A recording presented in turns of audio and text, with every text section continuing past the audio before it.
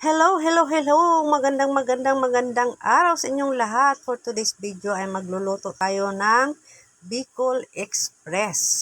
At yung pinili kong karne ay yung sa parte ng kasim na may kunting taba at saka laman. At ito nakapag-prepare na ako ng bawang, ng sibuyas, loya at saka yung siling haba.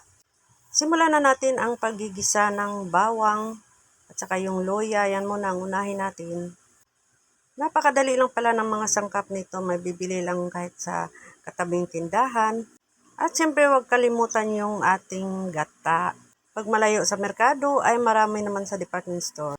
At itutuloy na natin ang paggigisa. Ilalagay na natin yung ating sibuyas. Yan. Dahan-dahan lang yung ating paggigisa para manuot-suot yung ating mga sangkap. At pag naamoy na natin yung aroma, ilalagay na natin yung ating karne. So, ayan na siya guys. Gisa-gisa lang. Ayan.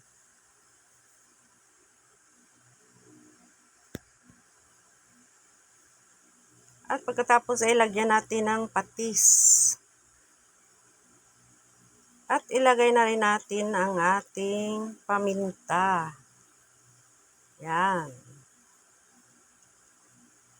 At syempre pagkatapos ay ating halu-haluin para mag-blend talaga yung kanyang mga sangkap at saka yung ating mga seasoning doon sa karne. At pagkatapos ay atin ang lagyan ng bagoong alamang. Wow, napakasarap niyan guys.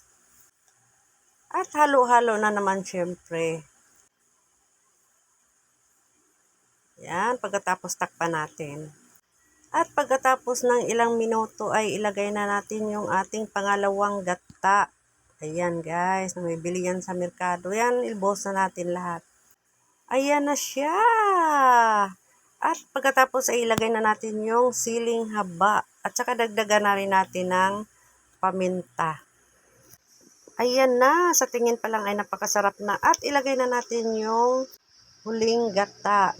Yan, dahan-dahan lang yung apoy. Hinaan lang talaga yung apoy guys. At pag medyo lumabas na yung kanyang pagmamantika ay ito na siya guys. Ayan, luto na yung ating Bicol Express. Timplahan nyo na guys. Ang sarap-sarap. Subukan nyo rin magluto nito. Ayan na, napakasarap.